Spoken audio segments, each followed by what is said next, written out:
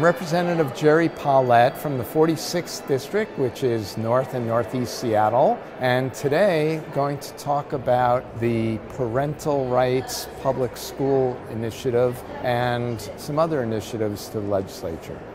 Our children are in the middle of an unprecedented mental health epidemic in our schools. And as a parent, I'm very concerned that children are going to hear a message that no matter what, their parents may have a right to know about counseling they may be seeking about sex, drug use, their sexual identity, and that may not be something that every child and teenager feels like they can share with their parent.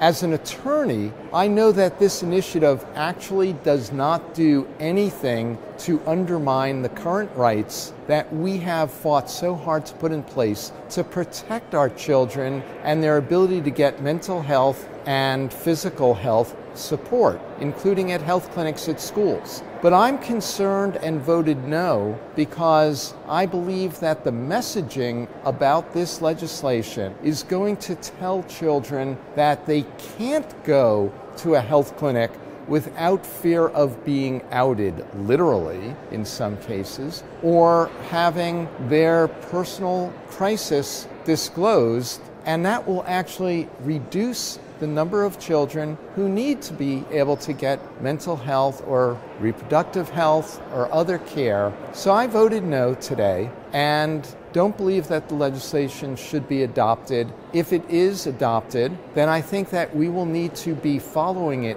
very carefully to say we can come back and try to make sure that vulnerable students don't feel like they cannot seek care.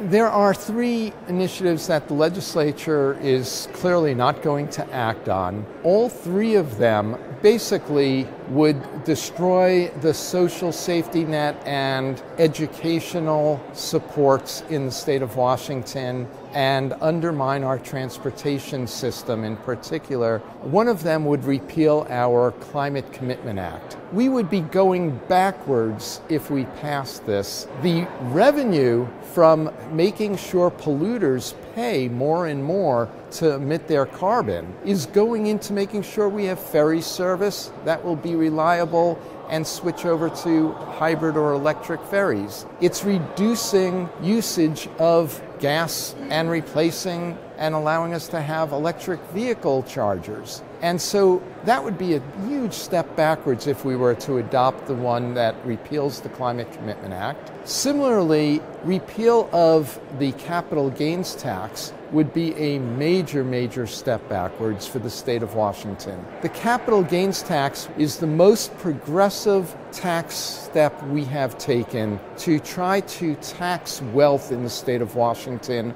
rather than taxing the poor to pay for education. And the money from the capital gains tax goes to education. Without it, we will have a $500 million hole in our education budget at a time when I and others are fighting to just try to make sure our school districts stay above water. And the third initiative has to do with the Long-Term Care Act. And this is about whether or not we have a social safety net to ensure that all of us, as we age, undermining that makes no sense. We need to be expanding support for long-term care, not saying only the wealthy can afford it.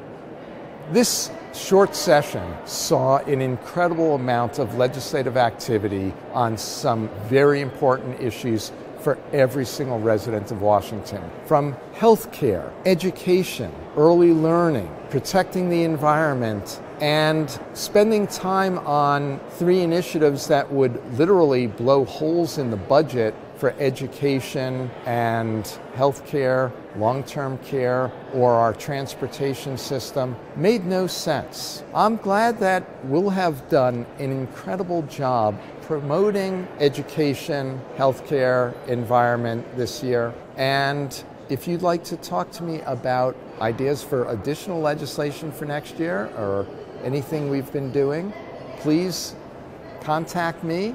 Join me at one of my drop-in sessions on a Saturday morning.